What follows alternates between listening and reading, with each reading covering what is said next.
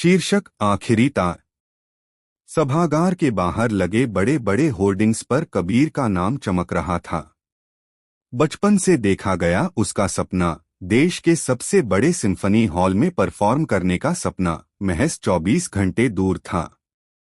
कबीर की उंगलियां जब वायलिन के तारों पर थिरकती थीं, तो सुनने वालों की सांसें थम जाती थीं। लेकिन नेति की धुन कुछ और ही थी। उसी रात एक भयानक कार हादसे ने कबीर के सपनों को चकनाचूर कर दिया। जब अस्पताल में उसकी आंखें खुलीं, तो दाहिने हाथ की पट्टियों को देखकर उसका दिल बैठ गया। डॉक्टर की आवाज उसके कानों में पिघले हुए शीशे की तरह उतरी, आई एम सॉरी कबीर, तुम्हारी 2 उंगलियों की नसें बुरी तरह डैमेज हो चुकी हैं। तुम अब कभी वायलिन नहीं बजा पाओगे।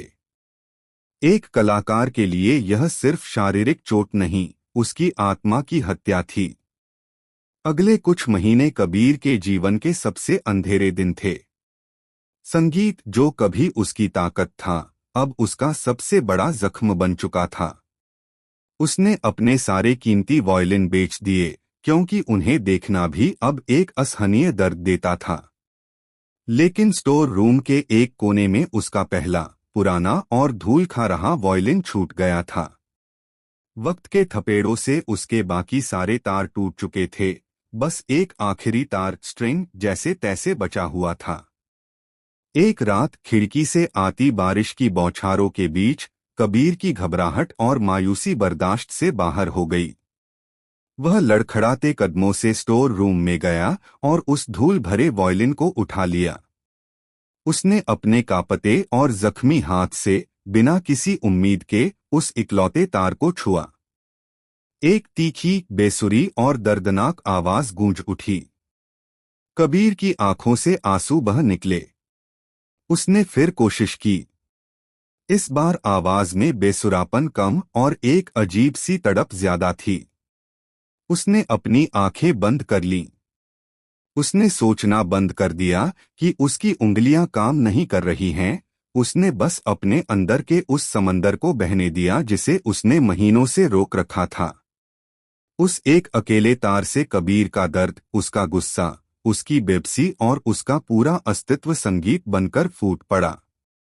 उस रात कबीर को समझ आया कि संगीत उंगलियों के सही सलामत होने में नहीं, बल्कि उसे महसूस करने वाली आत्मा में होता है। अगले 2 साल कबीर ने बाहरी दुनिया से खुद को काट लिया। उसने हार मानने से इनकार कर दिया था। उसने दिन रात बिना थके सिर्फ उसी एक तार वाले वायलिन पर अभ्यास किया। उसने अपनी सीमाओं को ही अपनी नई शैली बना लिया। उसने एक ऐसी अनोखी और जादुई धुन ईजाद की, जो शायद 5 उंगलियों के सही होने पर भी कोई कभी नहीं सोच सकता था। 2 साल बाद वही नेशनल सिम्फनी हॉल था और वही कबीर था। मंच पर जब वह आया, तो उसके हाथ में कोई चमचमाता हुआ कीमती वायलिन नहीं, बल्कि सिर्फ एक तार वाला पुराना यंत्र था। दर्शकों में फुसफुसाहट शुरू हो गई, लोग हैरान थे। कबीर ने अपनी आंखें बंद कीं, वायलिन को अपने कंधे पर टिकाया और बो बो को उस इकलौते तार पर छुआया। हॉल में एक ऐसी अलौकिक और गहरी धुन गूंज उठी जिसने सीधे लोगों के दिलों को छू लिया। वह धुन सिर्फ संगीत नहीं थी, वह एक इंसान के गिरने, टूटने और फिर से उठ खड़े होने की दास्तां थी। जैसे ही आखिरी सुर थमा, पूरे सभागार में कुछ पलों के लिए सन्नाटा छा गया और फिर पूरा हॉल तालियों की गड़गड़ाहट और लोगों की सिसकियों से गूंज उठा।